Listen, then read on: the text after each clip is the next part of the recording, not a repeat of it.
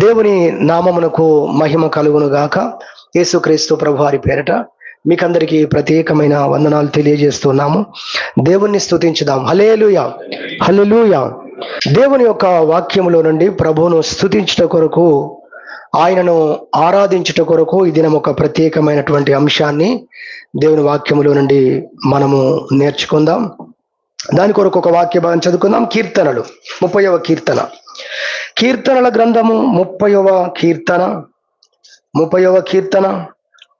5వ చరణము మనం చదువుకుందాం. 5వ చరణం, 30వ కీర్తన 5వ చరణం. ఆయన కోపము నిమిషమాత్రముండును, ఆయన దయ ఆయుష్కాలమంతయు నిలుచును. సాయంకాలమున ఏడుపు వచ్చి రాత్రి ఉండినను, ఉదయమున సంతోషము కలుగును. హల్లెలూయా. ఇందులో 2 భాగాలు ఉన్నాయి. మనం 2వ భాగాన్ని మనం ధ్యానం చేయబోతున్నాం. 5వ చరణంలో 2వ భాగం. సాయంకాలమున ఏడుపు వచ్చి రాత్రి ఉండినను, ఉదయమున సంతోషము కలుగును.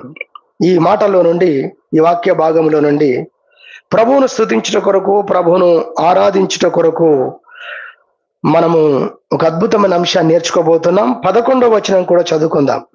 నా ప్రాణము మౌనముగా ఉండక నిన్ను కీర్తించినట్లు నా అంగలార్పును నీవు నాట్యముగా మార్చి ఉన్నావు. నీవు నా గోనెపట్ట విడిపించి సంతోష వస్త్రము నన్ను ధరింపజేసి ఉన్నావు. యెహోవా నా దేవా, నిత్యము నేను నిన్ను స్తుతించెదను. ఈ వాక్య భాగాలు మనకు చదివితే మనకు అర్థమయ్యే విషయం ఏంటంటే, దేవుడు నా జీవితంలో కార్యం చేశాడు.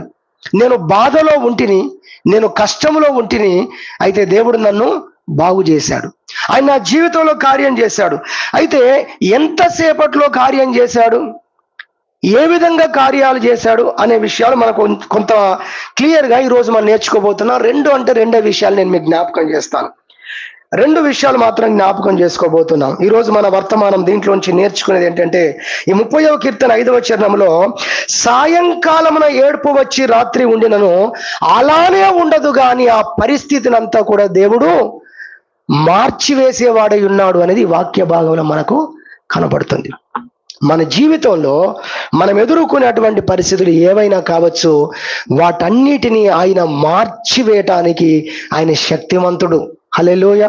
పరిస్థితి ఏదైనా కావచ్చు, దాన్ని మార్చడానికి ఆయన శక్తిమంతుడు అన్న విషయాన్ని నిజంగా మనం గ్రహించినప్పుడు, ఇదిగో ఈ భక్తుని వలె, దావీదు వలె మనం స్తుతిస్తాం. ఆయన అంటున్నాడు 11వ వచనంలో, నా ప్రాణము మౌనముగా ఉండక నిన్ను కీర్తించినట్లు అంగలార్పును నీవు నాట్యముగా మార్చావు. పెద్ద మాట. అంగలార్పు అంటే 10 ఇళ్ళకి వినబోతుంది అన్నమాట.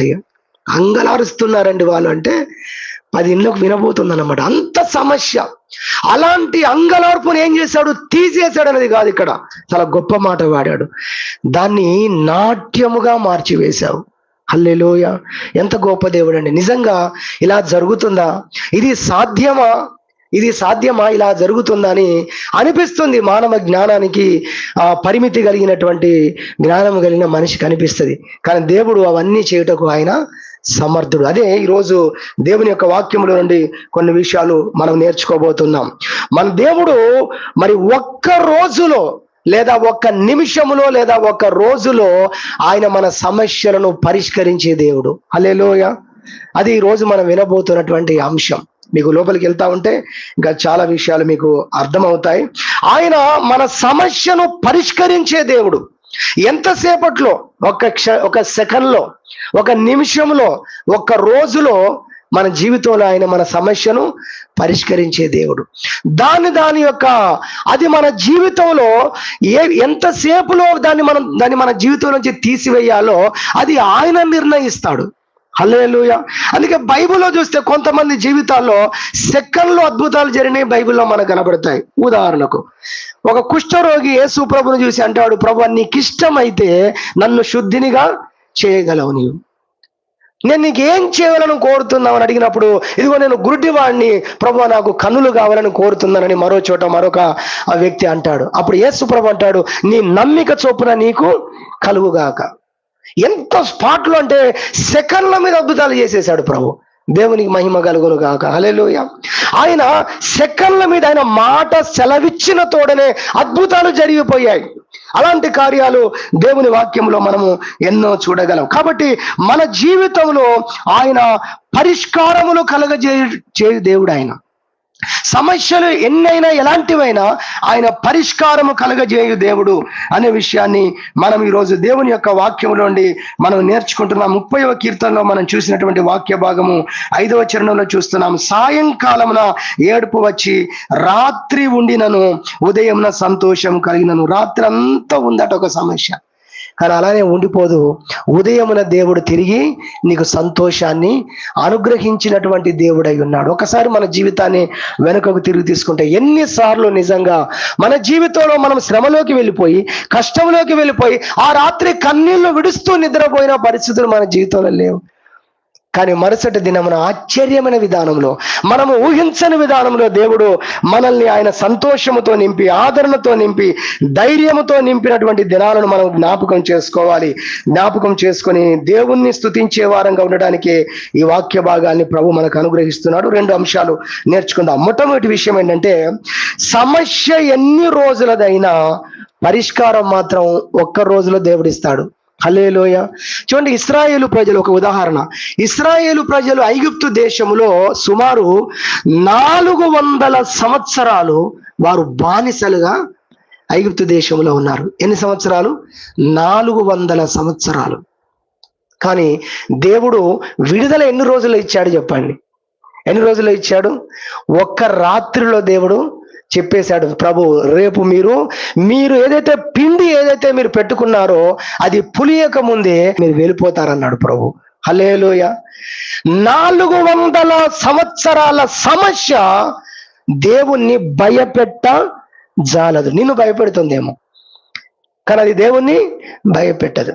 చూడండి, చాలా సార్లు మనం అనుకుంటాం, మనల్ని భయపెట్టే సమస్యను గూర్చి ఆలోచిస్తూ దేవుడు కూడా ఏం చేయగలడు అనుకుంటాం. కారణం ఏంటంటే మనము దేవుడు ఒకటే అనుకుంటాం కనుక.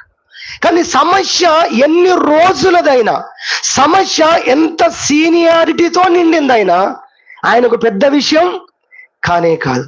అందుకే బైబిల్లో ఆయన అంటాడు, ప్రభువా నీ ఒక్కడవే ఆశ్చర్య కార్యాలు జరిగించు దేవుడు. హల్లెలూయా. ఆయన అది మన జీవితంలో ఎన్ని సంవత్సరాల నుంచి ఉన్నదైనా, బైబిల్లో మీరు చూస్తే కొన్ని త్వరగా జ్ఞాపకం చేస్తాను. 38 సంవత్సరాల నుండి పక్షవాతముతో పడి ఉన్న ఒక వ్యక్తిని చూస్తాం యోహాను సువార్త 5వ అధ్యాయంలో. ఎన్ని సంవత్సరాలు? 38 సంవత్సరాల నుండి పక్షవాతముతో ఉన్నాడు. దేవుడు స్వస్థపరచడానికి ఎంత టైం తీసుకున్నాడు చెప్పండి? ఉన్నారు అందరు ఇక్కడ? హల్లెలూయా. ఎంత టైం తీసుకున్నాడు? స్వస్థపడగోరుచున్నావా అని అడిగాడు కదా. అప్పుడు ఆయన కష్టం చెప్పుకుని, ఆయన బాధ చెప్పుకున్నాడు. అయితే ప్రభు అన్నాడు, లేచి నీ పరిపెత్తుకొని నడు. మనం చదువుకుంటూ వెళ్ళిపోతున్నాం. అసలు మనం అర్థం చేసుకోవాలి, దేవుడు బైబిల్లో చేసిన ఒక్కొక్క కార్యములో నుండి భక్తులు దేవుడు ఎవరో తెలుసుకున్నారు. నెంబర్ 1, దేవుడు ఎంత శక్తి గలవాడో తెలుసుకున్నాడు. నెంబర్ 2, ఒకటి దేవుడు ఎవరో తెలుసుకోవాలి మన జీవితంలో దేవుడు కార్యాలు చేసినప్పుడు.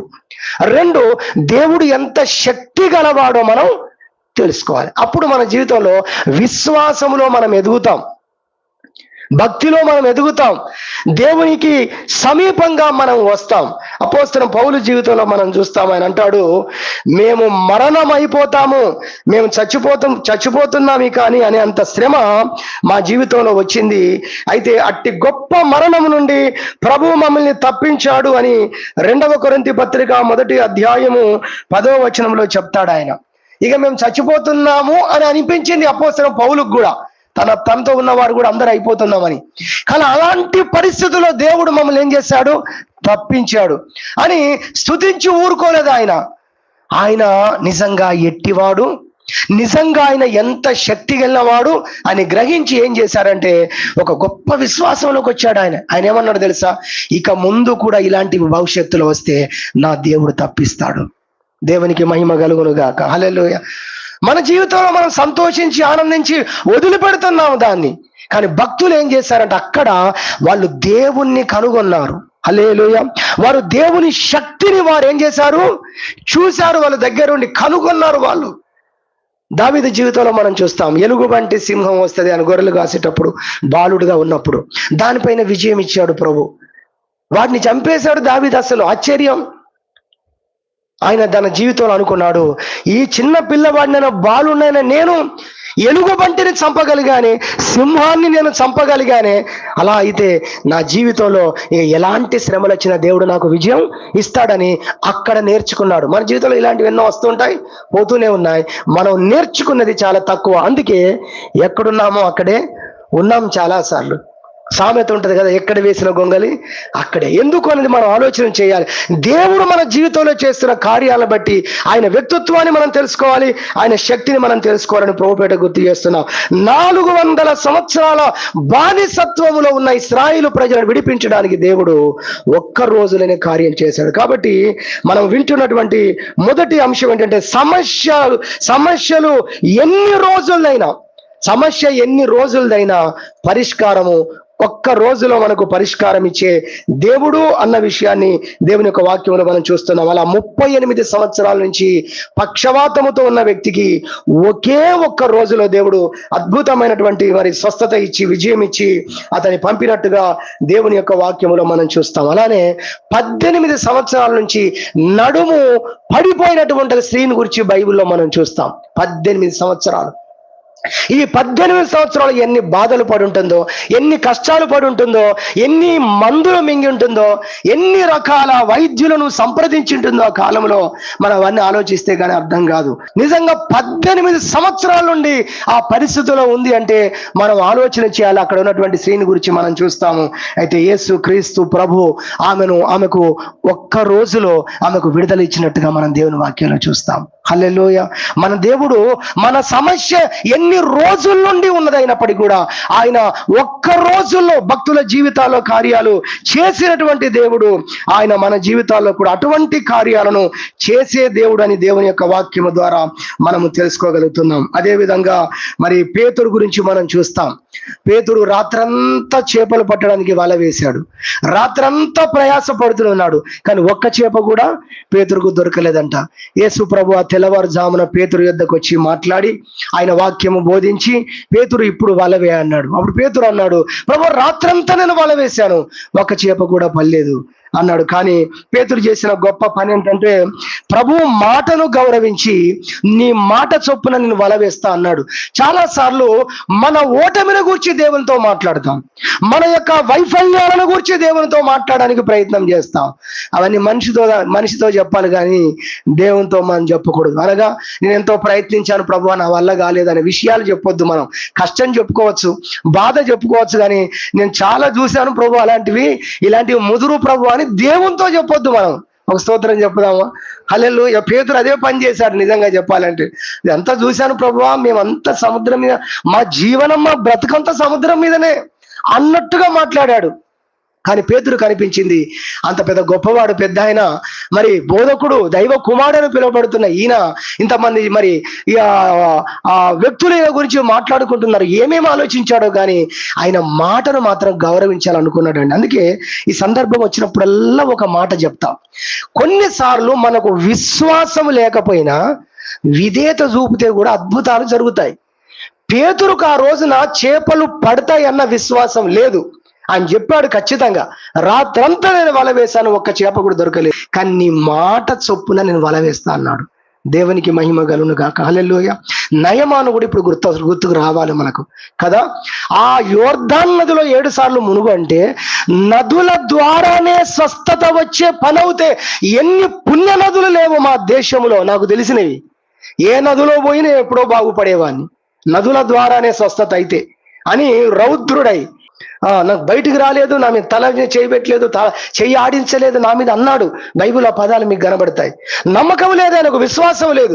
కానీ రథము నడిపే వ్యక్తి అన్నాడు, నిన్ను ద్రవ్యం అడిగి ఉంటే ఇచ్చేవాడివి కదా, ఏదైనా గొప్ప కార్యం చేయమని చెప్పా అంటే ఇచ్చేవాడివి కదా, తప్పకుండా ఇచ్చేవాడిని, ముత్యాల ఆరేవి అంటే తెంపి ఇచ్చేవాడిని. నిన్ను ఏమి అడగకుండా 7 సార్లు మునుగుమంటే మరి ఎందుకు వెళ్తున్నావని కౌన్సిలింగ్ ఇచ్చాడండి. ఎవరండి? కార్ డ్రైవర్, రథం నడిపే డ్రైవర్ అండి. ఎంత అద్భుతమైన విషయం. హల్లెలూయా. కొంతమంది తెర వెనుక ఉంటారు, కానీ గొప్ప గొప్ప కార్యాలు జరగడానికి ఆ అల్పులనే దేవుడు వాడుకున్నాడు. నయమాను స్వస్థతకు నయమాను యొక్క రథ సారథి ఉపయోగపడ్డాడు, లేదా దేవుడు వాడుకున్నాడు ఆయన. హల్లెలూయా. మరుగై ఉన్న మనుషులు అని ఒక సబ్జెక్ట్ పెట్టుకున్నాం. దాంట్లో ఇలాంటి వాళ్ళందరూ వస్తారు, మరుగై ఉన్న మనుషులు. ఏది ఏమైనా విశ్వాసం లేదు నయమానుకు, కానీ వెళ్ళి మునిగాడు. 6 సార్లు మునిగి అనుకుని ఉంటాడు. ఈ 6 సార్లు మునిగితే ఇన్స్టాల్మెంట్ గా స్వస్థత వస్తుందేమో, పరలే స్తోత్రం ఆయన అందాం అనుకుంటే చవి లేదు, చప్పుడు లేదు. కొన్నిసార్లు మన జీవితంలో అలానే ఉంటది. అర్థమైన ఇన్స్టాల్మెంట్ ఉండవు దేవుని కార్యాలు. కొన్నిసార్లు ఉంటాయి ఇన్స్టాల్మెంట్ గా, కానీ ఎక్కువసార్లు ఇన్స్టాల్మెంట్ ఉండవు, కానీ ఇన్స్టాంట్ గా ఉంటాయి. స్తోత్రం చెప్పుదామా? అందుకే మనం వింటున్నాం ఈరోజు, నీ జీవితంలో సమస్య ఎన్ని రోజులదైనా, ఎన్ని సంవత్సరాలదైనా, ఒక్క రోజులో, ఒక్క నిమిషంలో అయిన పరిష్కారము ఇవ్వగలిగిన దేవుడు అనే మొదటి అంశంగా వింటున్నాం. అక్కడ మనం చూస్తున్నాం, ఆయన 7వసారి మునిగినప్పుడు ఎంత అద్భుతమైన స్వస్థత వచ్చిందంటే, ఎలాంటి స్వస్థత వచ్చింది తెలుసా మీకు? ఎలాంటి స్వస్థత వచ్చింది? ఆ కుష్ఠరోగం అంతా పోయింది అని చెప్పుకుంటూ ఉంటారు. కాదు, పసిపిల్లవాని దేహము వలె. అంటే 100% ఇమ్యూనిటీ పవర్ అని చెప్పదామా, లేకపోతే మృదువైన చర్మం అని చెప్పదామా? ఆలోచన చేయండి, ఎంత అద్భుతం అండి అసలు. అందుకే కానా విందు కూడా మీకు ఇప్పుడు ఇలా అన్ని గుర్తుకు రావాలి మీకు. వాళ్ళు కష్టపడి నెలల తరబడి లేదా రోజుల తరబడి ప్రిపేర్ చేసిన ద్రాక్ష రసము కంటే ఇన్స్టాంట్ గా దేవుడు చేసిన ద్రాక్ష రసము దాన్ని ప్రిపేర్ చేసిన దాన్ని మించిపోయిందండి. హల్లెలూయా. మొదటిగా అందరికి ఇవ్వబడ్డ శరీరము కంటే కూడా ఇప్పుడు దైవికంగా దేవుడిస్తున్న స్వస్థత, నేను అనుకుంటాను పుట్టినప్పుడు కూడా నాకు అంత శరీరం ఇవ్వబడిందో లేదో. హల్లెలూయా. ఆ వయసులో ఇవ్వబడింది. ఎటువంటి కార్యాలు చేయగలడు? ఆయన మాత్రమే చేయగలడు, ఆయనకు మాత్రమే సాధ్యం. కాబట్టి సమస్య ఎన్ని రోజులైనా దాని నిమిష మాత్రములో దేవుడు పరిష్కరించగలిగినటువంటి వాడు, పరిష్కరించి చూపించినటువంటి వాడు మన దేవుడు అన్న విషయాన్ని దేవుని యొక్క వాక్యములో మనం చూస్తున్నాం. ఆ విధంగా పేతురు జీవితంలో కార్యం చేశాడు. ఆ విధంగా 18 సంవత్సరాల నడుము పడిపోయిన స్త్రీ విషయంలో కార్యం చేశాడు. ఆ విధంగా ఇశ్రాయేలు 400 సంవత్సరాలు బానిసత్వములో ఉన్న వారి జీవితంలో వారిని విడిపించాడు. 12 సంవత్సరాల నుంచి రక్తము పోతున్నటువంటి స్త్రీ, 12 రోజులు కాదండి, ఆమె వ్యాధిని 12 సంవత్సరాల నుంచి అనుభవిస్తుంది. తర్వాత ఆమె అనేక మంది వైద్యుల దగ్గరికి వెళ్ళిందట. బైబిల్ ఇది ఎందుకు రాయించాడు అనే ప్రశ్న వస్తే జవాబు ఏంటంటే, ఆమె చాలా ధనికురాలన్నమాట. అందుకే అన్ని హాస్పిటల్స్కి ఆమె వెళ్ళగలిగింది. ఎక్కడికి వెళ్ళలేక రోగమును తొలగించుకోలేకపోయింది. దాన్ని ఏదో దేవుడు బాగు చేశాడులే అని చెప్పుకునేంత విషయం కాదు. ఎన్నో హాస్పిటల్కు వెళ్ళింది. ఎక్కడికి వెళ్ళినా కూడా పోలేనటువంటి ఆ రోగము ఆ రోజు యేసు క్రీస్తు ప్రభు ఆయన వస్త్రపు చెంగును ముట్టుట ద్వారా ఆమె అక్కడికక్కడే ఆ రోజే ఆమె బాగుపడింది అన్న విషయాన్ని దేవుని యొక్క వాక్యము ద్వారా మరి మనం ఈ సమయంలో జ్ఞాపకం చేసుకుంటున్నాం. కాబట్టి మొదటి విషయముగా మీకు జ్ఞాపకం చేస్తుంది ఏంటంటే, సమస్యలు లేదా సమస్య ఎన్ని రోజులదైనా పరిష్కారం దేవుడు ఒక్క రోజులోనే ఆయన ఇచ్చే దేవుడు అన్న విషయాన్ని దేవుని యొక్క వాక్యంలో మనం చూస్తాం. కొన్నిసార్లు దేవుడు ఆలస్యం చేస్తూ ఉంటాడు, నిజమే కదా. కొన్నిసార్లు దేవుడు ఏం చేస్తుంటాడు? ఆలస్యంలో పెడుతూ ఉంటాడు. ఆలస్యంలో మనకు ఆశీర్వాదమే ఉంది. హల్లెలూయా. ఏముంది? దేవుని ఆలస్యం ఆశీర్వాదమే. ఫెయిత్ హోమ్ చర్చ్ గోదావరికని యూట్యూబ్ ఓపెన్ చేయండి. దేవుని ఆశీర్వాదం, దేవుని ఆలస్యం ఆశీర్వాదమే. ఒక అలారం ఉంటుంది అక్కడ, ఒక వాల్ క్లాక్ టేబుల్ అలారం ఉంటుంది అక్కడ పెట్టి, ఫోటో టైం కదా అది పెట్టాం. మీకు చూడగానే ఆ పదానికి దానికి సరిపోవాలని ఆ బొమ్మ పెట్టాం. ఆ వాక్యం వినండి ఒకసారి. దేవుని ఆలస్యం ఆశీర్వాదమే. మనం చూస్తాం, లాజరు జీవితంలో జబ్బు పడ్డాడు, మరణకరమైన పరిస్థితిలో ఉన్నాడు, చివరికి చనిపోయాడు. యేసు ప్రభు మాత్రం రాలేదు. యేసు ప్రభుకు జబ్బుగా ఉన్నాడు, లాజరు జబ్బుతో ఉన్నాడు అన్నప్పుడే ఇంటిమేషన్ పోయింది, కానీ ఆయన రాలేదు. ఎప్పటిదాకా రాలేదు అనేది మనం చూస్తే, పూర్తిగా ఆయన జబ్బుపడి కృషించి చచ్చిపోయాడండి లాజరు. అయినా యేసుప్రభు రాలేదు. సమాధి కార్యక్రమానికి అందాడా? పాపం ఆలస్యంగా నన్ను అందుకున్నాడంటే దానికి అందుకోలేదు. ఆయన సమాధి కార్యక్రమాలు చేసేవాడు కాదట. సోదరం చెప్పండి, ఆయన వస్తే సమాధి కార్యక్రమాలు ఉండవు, లేపుడే ఉంటుంది అనమాట. అందుకే అలాంటిది అలాంటి కార్యక్రమం. అందుకే యేసు ప్రభు తన జీవిత కాలంలో ఏ సమాధి కార్యక్రమంలో ఆయన పాలు పొందలేదు. మీరు బైబిల్ అంతా చదవండి, ఆయన వచ్చిందంటే సమాధులు ఉండవు. హల్లెలూయా. ఎంత గొప్ప దేవుడు అని మన దేవుడు. కాబట్టి ఆ రోజు 5వ రోజున యేసు ప్రభు వచ్చాడు.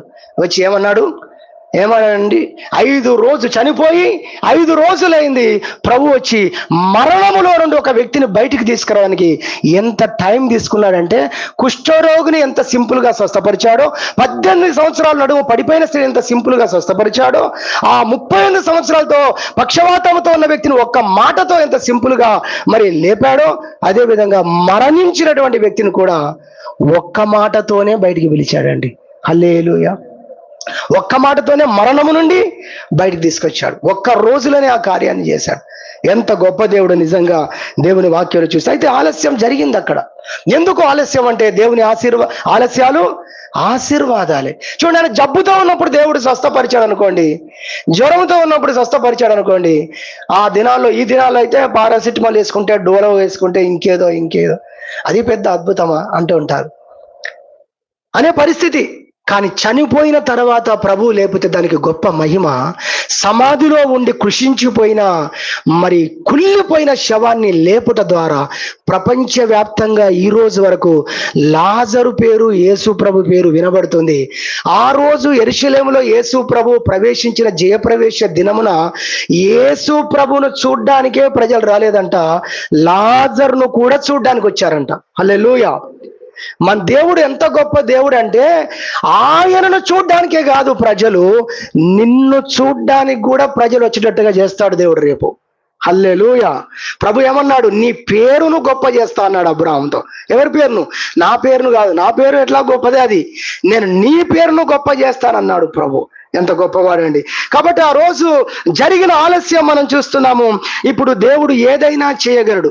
అప్పుడే చనిపోయిన కుమార్తెను లేపాడు, సమాజ మందిరపు అధికారి కుమార్తెను. నాయోను ఊరిలో విధవరాలు యొక్క కుమారుడు పాడ మీద మోసుకుపోతున్నప్పుడు లేపాడు. బహుశా అనుకుంటాను ఈ 2 కార్యాలు జరిగాయి కాబట్టి చచ్చిపోయిన వెంటనే వస్తే లాజరు లేస్తాడు అనుకొని ఉంటారు. లేదా పేడ మీద మోసుకొని పోతూ ఉంటే ప్రభు వస్తే లేచి ఉండేవాడు. ఇప్పుడు అనుకొని ఉంటారు, ఆ అవకాశాలు మొత్తం కోల్పోయాయి. ఇప్పుడు ప్రభు ఇక ఏం చేయలేడు, ఎందుకంటే సమాధి కూడా అయిపోయింది. అంతవరకు సమాధిలోంచి లేపిన దాఖలాలు లేవు కదా. కానీ ఇప్పుడు కుళ్ళిపోయిన శవాన్ని లేపిన తర్వాత అందరికీ ఏమర్థమైందంటే, ఈయన ఏమైనా చేయగలడు. అందుకే మనం పాట పాడుకున్నాం, హల్లెలూయా. ఏమైనా చేయగలవు, కథ మొత్తం మార్చగలవు. మీకు ఒక అద్భుతమైన విషయం చెప్తాం. చూడండి, ఈ గోదావరికని పట్టణాన్ని మొత్తము గడిచిన రాత్రి చీకటి ఆవరించి ఉంది. కానీ బల్లున తెల్లవారగానే ఎటుపోయిందో మనకు తెలియదు చీకటి. హల్లెలూయా. దేవుని పరిశుద్ధ గ్రంథంలో మీరు చూస్తే, ఆమోసు గ్రంథంలో ఇటువంటి 1-2 మాటలు మనం చూడాలి. ఆమోసు గ్రంథంలో మనం చూస్తాము, పరిశుద్ధ గ్రంథంలో అక్కడ రాయబడి ఉంటది. 5వ అధ్యాయము 8వ వచనంలో మనం చూడగలిగినట్లయితే, 8వ వచనం, ఆయన సప్త ఋషి నక్షత్రములను, మృగశీర్ష నక్షత్రమును. ఈ మృగశీర్ష నక్షత్రం అనేది గోదావరి కల్లో అందరూ ఈ పదం పలుకుతారు, కానీ ఇట్లనే పలుకరు, వేరే పదం పలుకుతారు. సరే, మృగశీర్ష నక్షత్రమును సృష్టించిన వాడు కారు చీకటిని ఎలా మారుస్తారట చెప్పండి. అబ్బా, ఎంత గొప్ప దేవుడు అండి. ఉదయముగా ఆయన మార్చువాడు. మొత్తము చీకటి అంధకారముతో నిండినటువంటి పట్టణము, ఈ భారతదేశమునంతా కూడా ఏంటండి, ఉదయం అనే సమయం పెట్టాడు దేవుడు. ఆ సమయం రాగానే ఎటుపోతుందో చీకటి అర్థం కాదండి. ఆయన ఆ విధంగా దాన్ని మార్చేస్తూ ఉన్నాడు, వెలుగుమయం చేస్తున్నాడు. కాబట్టి మన జీవితంలో శ్రమ అనేది చీకటి కావచ్చు, శోధన అనే చీకటి కావచ్చు. అలాంటి ఎన్నో భక్తుల జీవితంలో, వ్యక్తుల జీవితంలో, వారి జీవితాలను, వారి కుటుంబాలను చీకటి నింపేసిన పరిస్థితుల మధ్యలో వెలుగు రేఖగా వారి జీవితాల్లో ఉదయించిన వాడు ప్రభు అయిన యేసుక్రీస్తు అన్న విషయాన్ని మనం జ్ఞాపకం చేసుకోవాలి. బైబిల్లో మరి ఉన్నటువంటి ఒక వాక్యానికి ఒక దైవజనుడు దానికి వ్యాకరణం రాసి ఒక మంచి పదం వాడాడండి. నాకు చాలా మంచిగా అనిపించింది. అదేంటంటే, ఆయన మనకు ఉత్తరం ఇచ్చే దేవుడు కాదు, ఆయన అద్భుతాలతో మనకు ఉత్తరం ఇచ్చే దేవుడు అని రాశాడు. హల్లెలూయా. ఆయన జవాబులు మాటలతో కాదు, క్రియలతో ఉంటాయని రాశాడు ఆయన. హల్లెలూయా. ఆయన చేసి చూపించే దేవుడు ఆయన. నిజంగా ఎంత గొప్ప దేవుడు, ఎంత గొప్ప దేవుడు మనకు దొరికాడు. ఆ దేవుని మనం ఎంత స్తుతించాలి. ఎంతగా మనం ఆయనను ఘనపరచాలి. దేవుని వాక్యంలో మనం నేర్చుకుంటున్న మొదటి అంశం, సమస్య ఎన్ని రోజులదైనా పరిష్కారం ఒక్క రోజులో మనకు అనుగ్రహించేవాడు అనేది మొదటి అంశంగా మనం వింటూ ఉన్నాం. రెండవదిగా మనము జ్ఞాపకం చేసుకున్నట్టయితే రెండవ అంశంగా సమస్య ఎంతటిదైనా కూడా అవలీలగా మన జీవితంలో ఆయన కార్యాన్ని చేయగలిగిన వాడు. హల్లెలూయా. సమస్య యొక్క పరిమాణాన్ని బట్టి నువ్వు కొలతలేయాల్సిన అవసరం లేదు. ఓ ట్రక్కు తెచ్చుకున్నావా, ఓ ట్రాలీ తెచ్చుకున్నావా, లోడు పోదని ఆలోచించు, పర్వాలేదు, అది ఆలోచించాలి కూడా. కానీ దేవుని దగ్గర ఆలోచించొద్దు. దేవుని దగ్గరికి సమస్య పట్టుకొస్తున్నాను, ఈయన దాన్ని తొలగిస్తాడా, ఈయన దాన్ని తొలగించడా అని ఎంత మాత్రం కూడా మనము ఆలోచించడానికి వీల్లేదు. ఎందుకంటే ఆయన అన్నాడు, నేను సర్వశరీరులకు దేవుడను, నాకు అసాధ్యమైంది ఏదైనా ఉండునా. ఇర్మియా గ్రంథంలో మనం అద్భుతమైనటువంటి వాక్యాన్ని మనం చూస్తాం. అది దేవుని పరిశుద్ధ గ్రంథంలో చూస్తే ప్రభు ఒకసారి అంటాడు, ఇదిగో ఆ కొండను చూసి మీకు ఆవగింజంత విశ్వాసం ఉంటే ఆ కొండను వెళ్ళి సముద్రంలో పడు అంటే పడుతుంది అన్నాడు. హల్లెలూయా. దేవుడు కొండంత సమస్య అని చెప్పలేదు మనకు, ఆ రోజు కొండనే చెప్పాడు. నిజం. హల్లెలూయా. ఏది అక్షరార్థంగా తీసుకోవాలో అది అక్షరార్థంగా తీసుకోవాలి, ఏది ఉపమానంగా చెప్పాడో అది ఉపమానంగా మనం తీసుకోవాలి. ప్రభు కొండను చూపించి చెప్పాడు, మీకు ఆవగింజంత విశ్వాసం ఉంటే చాలు, ఆ ఆవగింజంత విశ్వాసానికి ఇదిగో ఈ కొండ వెళ్ళి సముద్రం. ఒక మనిషితో చెప్తున్న మాట దేవుడు. మరి దేవునికి ఎలా ఉంటుంది చెప్పండి. అందుకే కొండంత సమస్య కావచ్చు, అది కొండంత సమస్యను కూడా దేవుడు ఎంత అవలీలగా తీసేస్తాడంటే, మనకి ఏ విధంగా చెప్పాడో, నీకు ఆవగింజంత విశ్వాసం ఉంటే వెళ్ళి సముద్రంలో పడుతుందని, దేవుడు అంతకంటే అవలీలగా దాన్ని తొలగించగలిగిన వాడు. బైబిల్లో ఒక మంచి మాట ఉంటుంది, ఏమంటాడంటే, ఆయన పర్వతాలను వాటికి తెలియకుండా వాటి స్థానములోండి తొలగించేస్తారట ఆయన. చూసారా? దానికి తెలియదట అసలు. ఏంటది?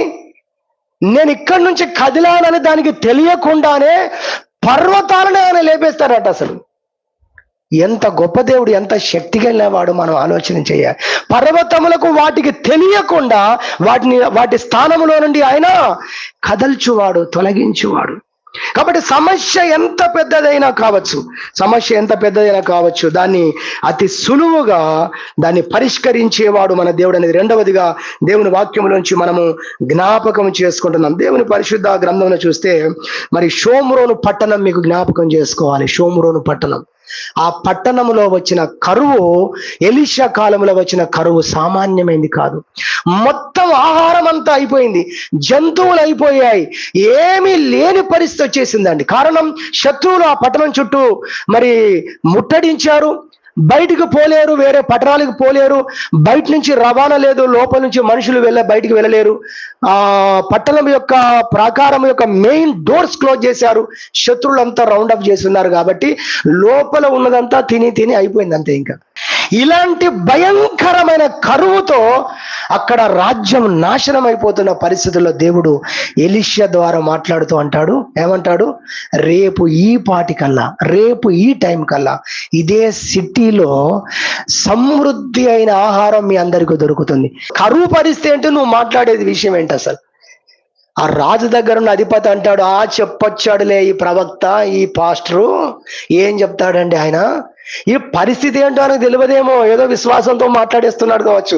దేవుడు చెప్పిండని దానికి ఇంకా దేవుని పేరు ఎన్ని అన్నారో, మనకు అన్ని రాస్తే బైబిల్ ఈ సైజు ఉండేది కాదు కదా. అందుకే సంఘంలో బోధించే ఒక క్రమాన్ని ప్రభు పెట్టాడు. పరిస్థితులు ఎలా ఉంటాయో, ఎలాంటి మాటలు వచ్చి ఉంటాయో మీరు ఆలోచించినప్పుడు దాని సిచ్యువేషన్ మీరు అర్థం చేసుకోగలరు. ఆయన అన్నాడు, దేవుడు ఆకాశమందు కిటికీలు తెరిచిన, డోర్లు ఓపెన్ చేసినా ఈ కరువు అనేది తీరదు. ఆ పరిస్థితి ఒక్క రోజులో ఏర్పడదు. అంత కఠినమైన పరిస్థితి మనం ఎదుర్కొంటున్నాం కదా రాజా, ఇది ఎవరు వింటారు ఈ మాట అన్నట్టుగా అధిపతి మాట్లాడాడు. అయితే ప్రవక్త చాలా రోషంగల్లోడండి, వినట్టు పోయేటోడు కాదు మనలాగా. ఆయన అన్నాడు, దేవుడు చెప్పిన మాట అక్షరాల జరిగి తీరుతుంది, అర్థమైందా? కాకపోతే నువ్వు దాన్ని అనుభవించలేవు, నువ్వు చచ్చిపోతావని చెప్పాడు. ఎందుకంటే మహోన్నతుడే దేవుడు చెప్పిన మాటను ఎంత అవలీలగా, నువ్వు ఎంత సులువుగా నిర్లక్ష్యంగా కొట్టిపడేసావు కదా, అది జరిగి తీరుతుంది, కానీ నువ్వు మాత్రం దాన్ని అనుభవించవు అని చెప్పాడు. నిజంగానే ఆయన చనిపోయినట్టుగా దేవుని యొక్క గ్రంథంలో మనం అది చూస్తాం. కాబట్టి ఆ తెల్లవారిన తర్వాత జరిగిన అద్భుతం మనం చూస్తాము. అదే షోమ్రోన్ పట్టణం అంతా కూడా సర్వ సమృద్ధి అయిన ఆహారంతో ఆ పట్టణం అంతా కూడా నింపబడాన్ని దేవుని వాక్యంలో చూస్తాం. కాబట్టి రెండవదిగా మనం నేర్చుకుంటుంది ఏంటంటే, సమస్య అనేది ఎంత జటిలమైందైనా, సమస్య ఎంత కష్టతరమైందైనా, దాని పరిమాణము ఎంత గొప్పదైనా, దాని సైజు ఎంత ఉన్నతమైనదైనా, దాన్ని అవలీలగా పరిష్కరించగలిగిన వాడు దేవుడు అన్న విషయము దేవుని యొక్క వాక్యం మనకు చెప్తుంది. అలా షోమ్రోను పట్టణంలో ఆ విధంగా ఆయన చేసిన కార్యాన్ని దేవుని యొక్క పరిశుద్ధ గ్రంథములో ఆ విషయాన్ని మనము మరి తెలుసుకోగలుగుతున్నాం. అదే విధంగా అందుకే అంటాడు యెషయా గ్రంథంలో, ఆయన ఎండిన నేలల మీద లేదా ఎండిన నేలలో నుండి ఆయన జీవ జల నదులను ప్రవహింపజేసే దేవుడు. హల్లెలూయా. అది కష్టము. అక్కడ నీళ్ళు అనేది అసలు వాటి తేమ కూడా లేని పరిస్థితుల్లో ఊటలను రప్పించే దేవుడు. ఇంకెందుకండి, ఇశ్రాయేలు తాగడానికి దేవుడు ఎక్కడి నుంచి నీళ్ళు ఇచ్చాడు చెప్పండి? రాయిలో నుంచి నీళ్ళు ఇచ్చాడు. అంటే అర్థం ఏంటి? రాయి అంటే కఠినమైన పరిస్థితి. కఠినమైనటువంటి పరిస్థితుల్లో నుండి దేవుడు మనము ఊహించలేనటువంటి అద్భుతాలు, ఆశ్చర్య కార్యాలు ఆయన చేసే దేవుడు అన్న విషయాన్ని దేవుని యొక్క పరిశుద్ధ గ్రంథములో నుండి మనము జ్ఞాపకం చేసుకోగలుగుతున్నాం. ఈ విధంగా మనము చూసినట్లయితే మరి ప్రభువు పరిస్థితులు ఎంత కఠినంగా ఉన్నా ఆయన కార్యాలు చేసే దేవుడు అనే విషయాన్ని మనము తెలుసుకోవచ్చు. ఎర్ర సముద్రాన్ని గురించి మరొక మాట నేను జ్ఞాపకం చేస్తాను. మరి ఇశ్రాయేలు ప్రజలు మరి మోషే నాయకత్వంలో వాళ్ళు ముందుకు వచ్చిన తర్వాత చూస్తే ఎర్ర సముద్రం, వారి ప్రయాణంలో ఎర్ర సముద్రం ఎదురొచ్చింది. ఇప్పుడు చెప్పండి, వారు ఎక్కడికి వెళ్ళాలి? ఎక్కడికి వెళ్ళలేని పరిస్థితి, ఒక కఠినమైన పరిస్థితి వారి జీవితంలో ఎదుర్కొన్నారు.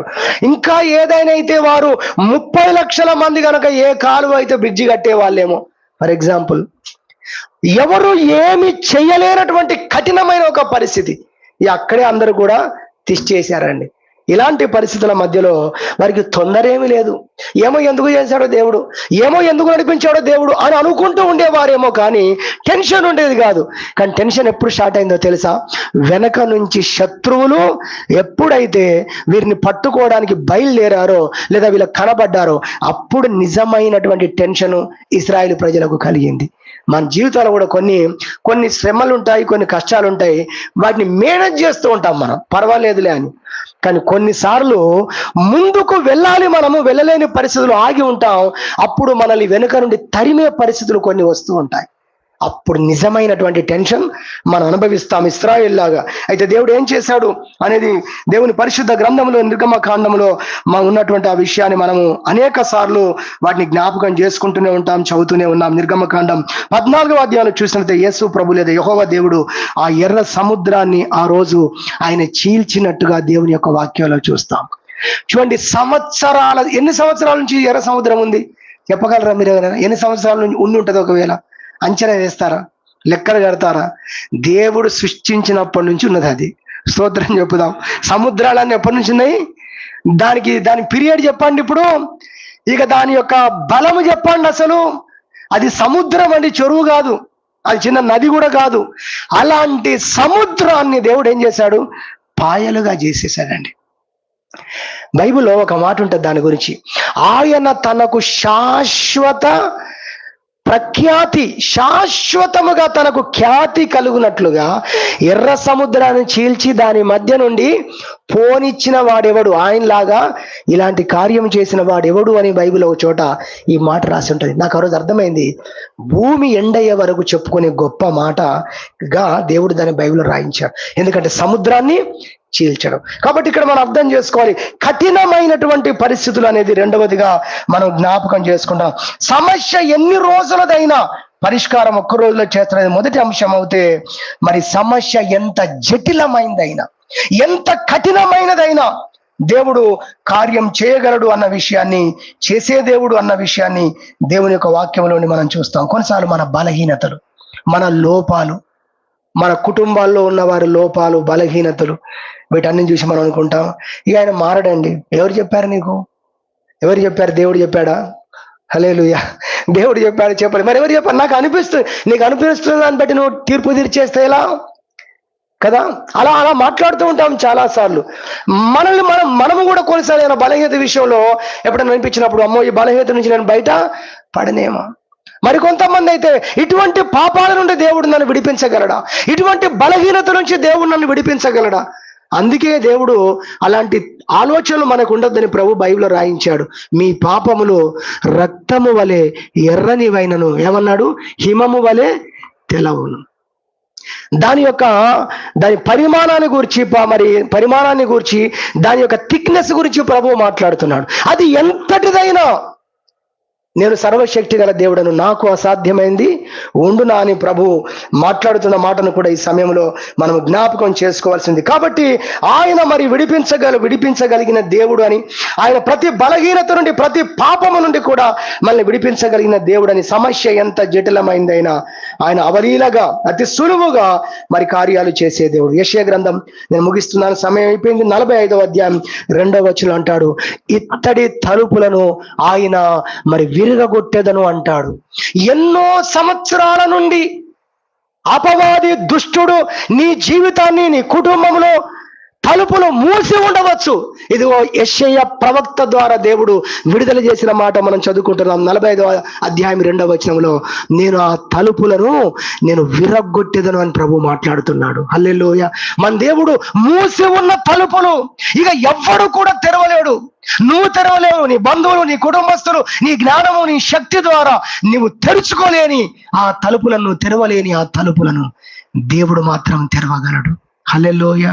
అవి తరాల నుండి మూసి ఉన్న తలుపులు కావచ్చు, అవి చాలా బలిష్టమైనటువంటి తలుపులు కావచ్చు. ఇదిగో ఎరుకో కోట గోడలు గుర్తుకు రావాలి. ఎవడు కూడా ఈ ప్రపంచంలో ఏ రాజు కూడా మరి అలాంటి కార్యం చేయలేడు. కానీ ప్రభు ఎంత అద్భుతమైన పరిష్కారం ఇచ్చాడంటే, చాలా బలమైనటువంటి ఎరికో కోట గోడలను ఒక్క నిమిషంలో వాటిని కూలగొట్టాడండి. హల్లెలూయ. వారు స్తుతిస్తూ ఆరాధిస్తుంటుండగా పెలమని సౌండ్ వస్తూ బద్దలైపోయాయట. ఒక్క గుణపం ఉపయోగించలేదు, ఒక్క బాంబు ఉపయోగించలేదు, ఎలాంటి మందుగుండు వారు ఉపయోగించకుండానే బలమైనటువంటి ప్రాకారాలు. ఎరికో కోట గోడలు కూలగొట్టాడంటే తెలియని వారు అనుకుంటారు, దేవుడు గోడలను కూలగొట్టడం ఏంటండి, గోడలు కూలగొట్టేటువంటి పెద్ద పెద్ద కార్యాలు చేస్తాడు ఆయన, మీరు ఊరికే ఎరికో కోట గోడలు కూలగొట్టారంటే. అందుకే అర్థం కావాలి, ఎరికో కోట గోడలు అనేవి సామాన్యమైనవి కావు. అంత విశేషముగా ఎందుకు బైబిల్లో రాయించబడిందంటే, ఆ గోడలు అనేవి మనం కట్టుకున్న గోడలు కాదు. ఎరికో నివాసులు ఆ రోజు కట్టిన గోడలు దాదాపు 4 నుంచి 5 రథాలు వరుసగా దాని మీద పోతాయంట. అర్థమైందా? 4 లైన్స్ అందామా, 6 లైన్స్ అందామా? అంత వెడల్పుతో పట్టణం చుట్టూ గోడ కడితే ఎలా ఉంటుందో మీరు చెప్పండి. ఎంత మందం ఉందో చూడండి. ఇప్పుడు అంత జటిలమైనటువంటి సమస్య ముందుంది. కానీ ప్రభు అన్నాడు, మీరు స్తుతిస్తుండగా అవి మొత్తం కూలిపోతాయి అని ప్రభు చెప్పాడు. హల్లెలూయా. సమస్య పెద్దది, పరిష్కారం చాలా సులువైంది. హల్లెలూయా. అర్థమవుతుంది. దేవుడు కొన్నిసార్లు మనమే కంప్యూటర్లో అన్ని మొత్తం ఒక ప్రోగ్రామ్ మొత్తం చేస్తాం, మనకు నచ్చలేదు అదంతా, మళ్ళీ అంతసేపు ఒక్కొక్కటి గీసిందంతా, పెయింట్ వేసిందంతా ఒక్కొక్కటి తీస్తే ఎంతసేపు వేసుకుంటూ వచ్చావో అంతసేపు తీసేయాలి. కానీ డిలీట్ అని ఒక్క బటన్ ఉంటుంది కదా, అది ఒక్కటి నొక్కితే మొత్తం నీ పేజీ మొత్తం క్లియర్ అయిపోతుంది. హల్లెలూయా. ఇప్పుడు చిన్న పిల్లలకు చిన్న స్లేట్లు వస్తున్నాయి, చిన్న స్లేట్లు, ఎలక్ట్రానిక్ స్లేట్స్ అవి. వాళ్ళు మంచిగా దాంతో రాస్తారు, అన్ని ఏబీసీలు అన్ని రాస్తారు. తర్వాత పాపం ఓల్డ్ స్లేట్ లాగా డస్టర్ బట్టి చూడాల్సిన అవసరం లేదు, ఒక్క బటన్ ఇచ్చాడు వాళ్ళకి, ఈ చిన్న పిల్లలకు.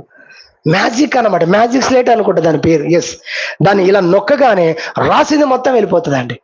హల్లెలూయా. ఎరికో కోటకు అంత బలమైన ప్రాకారాలను ఎంత టైం పట్టింది దేవునికి? ఒక్క నిమిషంలో దాని అంతని దేవుడు ఆయన తొలగించిన దేవుడు. ఒక మాట చెప్పి నేను ముగిస్తాను. దాదాపు 2 సంవత్సరాల నుండి హైదరాబాదులో ఉన్నటువంటి ఇల్లు విషయంలో నేను మున్సిపల్ ట్యాక్సీ కట్టలేదు. కారణం, అంతకు ముందు నా అప్లికేషన్ యాప్ అనేది అది తీసేసి కొత్తది చేశారు. కొత్తది చేసేటప్పుడు ఏం జరిగిందంటే, వాళ్ళు మళ్ళీ అన్ని ఫీడ్ చేసేటప్పుడు, పేర్లు అన్ని కొట్టేటప్పుడు, టైప్ చేసేటప్పుడు, లేదా కంప్యూటర్ తీసుకుందో నాకు తెలియదు, జిహెచ్ఎంసీలో గ్రేటర్ హైదరాబాద్లో మనకున్న ఇల్లుకు సంబంధించిన దాంట్లో నా ఫోన్ నెంబర్ అనేది ఓల్డ్ ఫోన్ నెంబర్ వచ్చేసింది. మనకు లిజీ సిస్టర్ వాళ్ళు ఇచ్చారు కదా, లిజ్జు యొక్క ఫోన్ నెంబర్ దానికి వచ్చింది. కాబట్టి నేను ఇక 2 సంవత్సరాల నుంచి మున్సిపాలిటీ బిల్లు కట్టట్లేదు. నేను 2 సంవత్సరాలు అయిపోయింది. ఇప్పుడు ఎంత కష్టం అంటే అది గుర్తొచ్చినప్పుడల్లా భయం. ఏమో గోదావరి కన్నా అయితే అంత మనోళ్ళే, హైదరాబాద్ ఇంటికి వచ్చి తాళం వేస్తే, కిరాయి ఇచ్చాం వాళ్ళ ఇంటికి తాళం వేసి నోటీస్ ఇచ్చి ఇవన్నీ చేస్తే ఎట్లా అని టెన్షన్ పడుతూనే, చూడండి నా టెన్షన్ ఎంత అద్భుతమైందంటే 2 సంవత్సరాలు వదిలేశారు గాలికి. సో ఆ భయపడుతున్నాను కానీ ఏమి చేయట్లేదు, అదొక సమస్య అలా ఉండిపోయింది. వెళ్దాం చేద్దాం అనుకుంటూ దాన్ని అడిగితే మీరు హైదరాబాద్కి వచ్చి మున్సిపాలిటీ ఆఫీస్కి వెళ్ళి ఒక అప్లికేషన్ ఇచ్చి మీ రిజిస్ట్రేషన్ పేపర్స్ పెట్టి దయచేసి నా ఫోన్ నెంబర్ మార్చండి అని మీరు ఇవ్వండి. మీరు ఇస్తే అప్పుడు వాళ్ళు మారుస్తారు.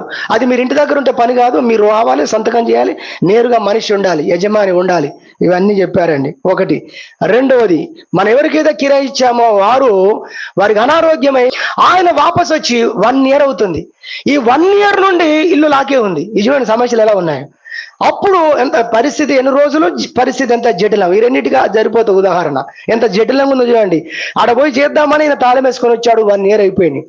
ఈ లోపు అక్కడ ఇంటి కింద అయినా మనం పై ప్లాట్, ఆ కింది ప్లాట్ అయినా ఫోన్ చేసి అంటాడు, మా పైన స్లాబ్ అంతా గురుస్తూ ఉంది, స్లాబ్ కూలి మా తల మీద బయటట్టుంది, అన్నా ఎప్పుడు వస్తావు? వస్తాను. అన్నా ఎప్పుడు వస్తావు? ఆయనకు మెల్లిగా 1 year నుంచి అది 2, ఇది 1, 3 సంవత్సరాలు చెప్పాలంటే. అది 2 సంవత్సరాల నిర్లక్ష్యం, ఇది 1 సంవత్సరం నిర్లక్ష్యం. పాప మ్యారేజ్ తర్వాత వస్తా ఇలా చెబుతూ ఉన్నాను. మొన్న ఇంత పెద్ద రాయి, ఒక ఫీట్ అంత రాయి బిట్టు ఊడిపోయి కింద పడింది. వాళ్ళ అమ్మ ముసలామె, ఆమెకు దగ్గరలోనే పడిపోయింది. అది స్లాబ్ అలా విరిగి నాని కింద పడిపోయింది. మొన్న ఫోన్ చేసి, అన్న మళ్ళీ ఫోన్ చేయించుకోక అన్న అన్నాడు. నేను అనుకున్నాను ఎట్టు చేసి ప్రభు ఈ వారం పోతా ఇంకా అని ప్రార్థన చేసుకున్నాను. అయ్యగారిని అడిగేసి నిన్ననే పోయి వచ్చాను. హల్లెలూయా. చాలా గొప్ప అద్భుతం ఇది, చాలా గొప్ప అద్భుతం చేశాడు ప్రభు, అందుకే చెప్తున్నాను. నిన్ననే పోయాను. కానీ నేను పడుకున్నది ఎప్పుడంటే 2:30కు పడుకున్నాను. శుక్రవారం 2:30కు 2:15 పడుకొని 4 గంటల 40 నిమిషాలకు 4:30 భాగ్యనగర్ పోవాలనుకుంటే ఎక్కడ అవుతుందండి? కాదు. అది శుభ్రంగా భాగ్యనగర్ దాని జాడలో వెళ్ళిపోయింది. మనం మెల్లిగా వేసి బస్ ఎక్కాము, వెళ్ళిపోయాను. బస్ ఎక్కాను, కరీంనగర్లో బస్ దొరికింది, వెళ్ళిపోయాను. దిగిన తర్వాత హైదరాబాద్ లో మరి కారు వేసుకుంటే డైరెక్ట్ వెళ్ళిపోయేవాడిని. బస్సులు కదా, నెంబర్స్ అటు ఇటు అయిపోయి, ఓ బస్సు ఈ బస్సు అటే పోతుందంటే ఆ బస్సు ఎక్కాను. ఏ అంటాడు, బి అంటాడు, సి అంటాడు. అది తీసుకొని వెళ్ళి 3 కిలోమీటర్ల ముందు దింపింది. నాకు చెప్పరాక, వాళ్ళకి చెప్పరాక. అక్కడ మళ్ళీ అడిగి మళ్ళీ ఒక బస్సు ఎక్కి మళ్ళీ అటు పోయాను. అది కూడా 1 కిలోమీటర్ దూరం దింపేసింది. 1 కిలోమీటర్ 10 గంటలకి ఎట్లా ఎండ ఉందండి? అంత ఎండలో నేను నడుచుకుంటూ ఓ బ్యాగ్ వేసుకొని వెళ్తున్నాను. బ్రష్ ఒక్కటే వేసాను, కనీసం టీ కూడా తాగలేదు. ఆ పరిస్థితుల్లో ఇక ప్రార్థన చేస్తూ, ప్రభువా 10 అయిపోయింది, నేను మళ్ళీ 1 గంట కల్లా బస్ ఎక్కితే గానీ నేను వెళ్ళను, శనివారం ప్రార్థన ఉంటుంది, విషయాలు ఉంటాయి, ఎట్లా ప్రభువా అని చెప్పి అనుకుంటూ అన్ని లెక్కలు కట్టుకుంటూ వెళ్తున్నాను. మీరు నమ్మండి, నేను ఇంటి దగ్గరకు వస్తున్నాను. మన ఇంటి ముందు ఒక తెల్లటి కారు ఆగి ఉంది. దేవునికి స్తోత్రం చెప్దాం. హల్లెలూయా. ఆ కార్ని ఇలా చూశాను, చూపించాడు.